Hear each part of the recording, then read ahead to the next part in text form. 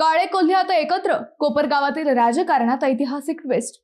कोपरगावच्या राजकारणात एक मोठा ट्विस्ट पाहायला मिळालाय. कालपर्यंत एकमेकांचे कट्टर प्रतिस्पर्धी असलेले नेते आता एकाच मंचावर एकत्र दिसले आणि त्यामुळे राजकीय चर्चांना उधाण आलं. मंडळी, राष्ट्रवादी काँग्रेसचे आमदार आशुतोष काळे आणि विधान परिषदेचे नवे आमदार विवेक कोल्हे हे दोघे कोपरगावात एका सरकारी कार्यक्रमात एकाच व्यासपीठावर आले. या कार्यक्रमाला दोन्ही नेत्यांचे कार्यकर्ते आणि पदाधिकारी मोठ्या संख्येने उपस्थित होते.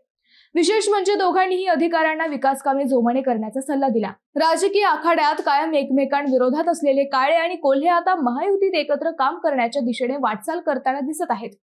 गटबाजी कायम असली तरी सहमतीच्या राजकारणाची सुरुवात झाल्याचे संकेत या कार्यक्रमातून मिळाले.